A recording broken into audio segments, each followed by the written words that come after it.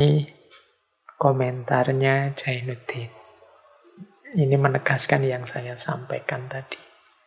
Kalau ada kepercayaanmu demikian, maka Tuhan tidak akan menyia-nyiakanmu. Jadi ini kan tadi Hayati memasrahkan semua kepada Tuhan, kepada Allah, dan Allah pasti memberikan yang terbaik. Dan disambut oleh Zainuddin, kalau kepercayaanmu demikian, maka Tuhan tidak akan menyia-nyiakanmu. Ini kalau bahasa hadis qudsinya, ana inda dzonni abdi. Kalau kita punya prasangka positif, ya insya Allah itulah yang akan terjadi. Sembahlah dia dengan khusyuk. Ingat dia di waktu kita senang, supaya dia ingat kepada kita di waktu kita sengsara. Dialah yang akan membimbing tanganmu. Dialah yang akan menunjukkan haluan hidup kepadamu. Dialah yang akan menerangi jalan yang gelap. Jangan takut menghadapi cinta. Ketahuilah bahwa Allah yang menjadikan matahari dan memberinya cahaya. Allah yang menjadikan bunga dan memberinya wangi. Allah yang menjadikan tubuh dan memberinya nyawa. Allah yang menjadikan mata dan memberinya penglihatan. Maka Allah pula lah yang menjadikan hati dan memberinya cinta. Jika hatimu diberinya nikmat pula dengan cinta, sebagaimana hatiku, marilah kita pelihara nikmat itu sebaik-baiknya. Kita jaga dan kita pupuk. Kita pelihara supaya jangan dicabut kembali oleh Tuhan. Cinta adalah irodat Tuhan. Dikirimnya ke dunia supaya tumbuh. Kalau dia terletak di atas tanah yang lekang dan tandus, tumbuhnya akan menyiksa orang lain. Kalau dia datang kepada hati yang keruh dan kepada budi yang rendah, dia akan membawa kerusakan. Tetapi jika dia hinggap kepada hati yang suci, dia akan mewariskan kemuliaan, keikhlasan, dan taat kepada ilahi. Jadi inilah caranya kita melibatkan Allah dalam cinta kita. Berarti caranya apa? Kita hidupkan cinta sesuai dengan jalan yang diridhoi oleh Allah. Jangan sampai kita sembarangan sehingga cinta itu oleh Allah dicabut kembali. Ini boleh jadi bahan refleksi kita. Misalnya kita jatuh cinta, sekian lama sudah berjanji sehidup semati. Kok tiba-tiba rasa cinta itu rasanya kok semakin berkurang atau bahkan hilang. Mari kita refleksi, jangan-jangan cinta itu kita hidupkan dengan cara atau di jalan yang tidak diridhoi oleh Allah. Dengan jalan yang membuat Allah tidak berkenan. Yus, teman-teman ngerti sendirilah seperti apa jalan yang Allah tidak berkenan itu. Sekarang begitu menggebu-gebu, besok kok tidak ada rasa lagi ya. Dekat denganmu, melihatmu sudah tidak ada getarannya lagi. Jangan-jangan itu isyarat cinta di dada kita, di hati kita sudah diangkat oleh Allah. Karena kita salah menggunakannya, kita kalau dokter itu kita malpraktek, salah pakai, jalannya keliru, semakin menjauh dari Allah sehingga Allah mencabutnya. Maka mari kita hidupkan cinta, mari kita hidupkan kasih sayang dalam hidup ini di jalan yang diridhoi oleh Allah. Jangan sampai Allah mencabut kasih sayang yang sudah dianugerahkannya pada kita. Baik, jadi ini kedua hikmah kedua yang bisa kita ambil. Tadi hikmah pertama tentang cinta dan rasa kasihan, sekarang tentang cinta yang melibatkan Tuhan. Oke, kita lanjutkan. Boleh ambil nafas sebentar, minum-minum dulu. Biar tidak terlalu penuh isi kepalanya. Diberi space dulu sedikit-sedikit. Baik, kita lanjutkan. Yang selanjutnya bisa kita ambil pelajaran dari tenggelamnya kapal Van der Wijk dalam hal cinta adalah aspek kekuatan dan kelemahan cinta.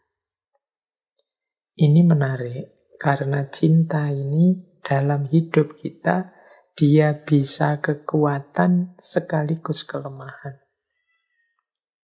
Dia bisa sangat membantu kita meraih apapun yang kita inginkan, sekaligus dia bisa jadi penghalang yang paling kuat, paling susah ditembus, yang meruntuhkan kita.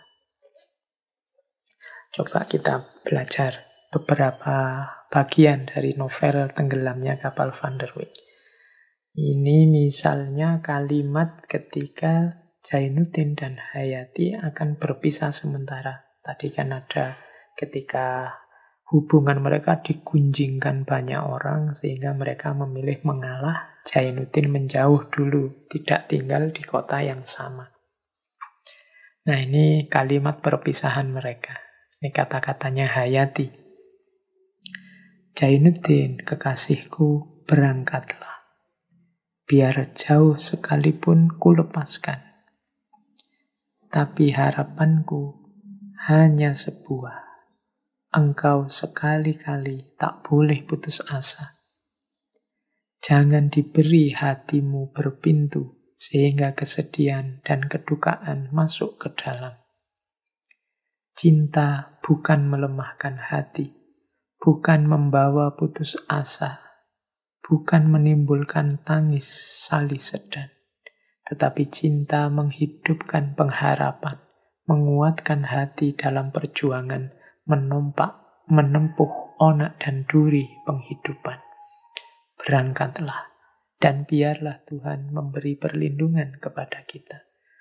Ini kan kalimat-kalimatnya optimis, terasa kuat, terasa tegar. Boleh yang ingin belajar citra perempuan dalam novel Van der Wijk ini. Nanti di beberapa bagian kelihatan bahwa Hayati ini lebih tegar, bahkan lebih rasional dalam hal tertentu dibandingkan Zainuddin. Zainuddin lebih banyak main perasaan. Jadi kalau pakai teori yin yang itu, kalau teman-teman baca novel ini rasanya bukan Zainuddin yang, tapi Hayati yang. Sementara Zainuddin itu lebih ke yin. Kalem, pendiam, kemudian tidak banyak bicara, suka menyendiri. Kebalikannya Hayati. Maka kalimat-kalimatnya juga nadanya nada yang, nada semangat, penuh gairah. Sementara ini jawabannya Zainuddin. Kata Zainuddin, amat besar harganya perkataanmu itu bagiku. Saya putus asa atau saya timbul pengharapan dalam hidupku yang belum tentu tujuannya ini, semuanya bergantung bukan kepada diriku, bukan pula kepada orang lain, tetapi kepada engkau sendiri. Engkaulah yang sanggup menjadikan saya seorang gagah berani. Tetapi engkau pula yang sanggup menjadikan saya sengsara selamanya. Engkau boleh memutuskan harapanku, engkau pun sanggup membunuhku. Ini kalimat-kalimat Zainuddin. Ada nada pasrah di situ, ada nada cinta yang sangat dalam di situ, ada nada kesetiaan tak terbatas di situ. Makanya tadi saya sebut ini nadanya lebih ke nada yin. Tapi maksudnya Hamka dengan kalimat-kalimat ini, cinta itu bisa menjadi kekuatan yang sangat besar. Tapi kalau tidak hati-hati bisa juga dia menjadi titik lemah. Ya seperti kata-kata Zainuddin tadi, engkau yang bisa membangkitkan aku dengan semangatku, tapi sebaliknya engkau juga bisa membunuhku. Engkau bisa memutus harapanku, bahkan engkau bisa membunuhku, membuatku sengsara. Bisa juga engkau membuatku orang yang gagah berani. Ini Hamka ingin menunjukkan disitulah kekuatan sekaligus kelemahan cinta. Kalau tidak hati-hati, cinta akan menghancurkan kita. Tapi kalau kita pintar mengelolanya, tepat mendayagunakannya, dia akan jadi kekuatan yang luar biasa. Minggu lalu kita belajar tentang Khusro Shirin. Bagaimana satu orang yang biasa-biasa saja, bukan orang luar biasa, namanya Farhat, yang hanya seniman pahat biasa bisa menghancurkan gunung, nembus gunung karena cintanya dan harapannya terhadap cinta. Tapi begitu kecintaannya dikabarkan meninggal, detik itu juga dia meninggal juga. Itu kan berarti dia kekuatan yang dahsyat, tapi juga titik lemah yang luar biasa. Itu juga ada kalimat yang menunjukkan bagaimana cinta bisa membuat orang lemah dan jatuh. Ini kalimat setelah Zainuddin patah hati. Laki-laki menyimpuh, menadahkan tangan harapan di hadapan seorang perempuan yang dicintainya. Kalau harapan itu masih ada, tetapi turunlah mutunya sebagai laki-laki. Kalau orang telah jelas enggan, dia masih mendekat juga. Tetapi kalau cinta telah mendalam, walaupun bagaimana tebalnya perasaan sebagai laki-laki, badan meremuk juga, laksana ayam terkena penyakit menular. Ini Hamka menceritakan kondisinya Zainuddin dengan menunjukkan biasanya laki-laki itu gengsi. Biasanya laki-laki itu yang jantan adalah tidak mungkin dia mengemis-ngemis minta diterima cintanya. Apalagi sudah jelas ditolak. Kalau ada laki-laki yang seperti ini, jangan ngaku laki-laki. Turunlah mutunya sebagai laki-laki. Kalau orang telah jelas enggan, dia masih mendekat juga.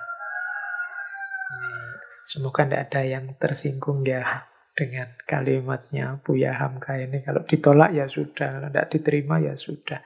Cari yang lain lah, jangan ngotot di situ terus. Nanti mutu laki-lakinya turun. Ini saya potong dari novel loh ya, bukan dari saya. Tapi katanya Buya Hamka, kalau memang cinta itu sejati, cinta itu sampai mendalam, sejantan apapun laki-laki, sekuat apapun laki-laki, kalau ditolak atau diputus cintanya, badan meremuk juga, laksana ayam kena penyakit menular. Jadi tidak usah gaya jantan, karena kalau itu memang benar cinta, ditolak, dipatahkan cintamu, badanmu akan meremuk juga, laksana ayam kena penyakit menular. Stres juga, depresi juga, jatuh juga. Bahkan Zainuddin sakit, tidak bisa bangun dari kasurnya sampai 2 bulan. Itu menunjukkan bahwa cintanya memang dalam dan sejati. Kalau sudah sampai di titik ini, tidak usah ngomong jantan lagi. Tapi yang kita bahas adalah itu memang benar cinta. Tidak sekedar ingin senang-senang dalam cinta. Bahkan ceritanya Zainuddin ini kan sampai ketika Hayati akan menikah dengan Aziz, dia meminta Muluk untuk meneliti siapa Aziz itu. Ternyata dari informasinya Muluk, Aziz ini anak ndak beres, suka gonta-ganti perempuan, suka membawa perempuan ke rumah, suka main judi, suka minum-minum. Ini menambah berat bebannya Zainuddin. Ketika dia ngirim surat mengingatkan Hayati, balasannya Hayati malah menyakitkan. Dianggapnya Jainuddin ini cemburu saja, tidak ikhlas saja. Oh, itu semakin memukul Jainuddin. Itu dalam ceritanya begitu. Jadi akhirnya Jainuddin ambruk. Untung saja dia punya seorang sahabat, meskipun mantan preman, namanya Muluk. Muluk inilah nanti yang membesarkan hatinya Jainuddin, membangkitkan dia kembali dari kekecewaan-kekecewaannya. Baik, jadi pelajaran kesekian dari Buya Hamka tentang cinta. Cinta adalah kekuatan dan sekaligus kelemahan. Teman-teman yang oleh Allah dianugerahi dengan cinta, kelolalah itu dengan baik. Seperti saya jelaskan ketika sesi Khusro dan Sirin, energi cintamu manfaatkan untuk hal-hal yang positif, yang manfaat, yang maslahat, baik untuk kalian berdua maupun syukur-syukur bisa untuk lingkunganmu, masyarakat secara umum. Jangan melakukan hal-hal yang terlarang, apalagi dilarang oleh Allah, apalagi dimurkai Allah. Karena dengan melakukan itu sebenarnya kalian sedang meruntuhkan cintamu sendiri. Kalian sedang menunjukkan bahwa cintamu tidak murni. Cintamu hanya mengejar kesenangan egomu belaka. Baik, ini pelajaran-pelajaran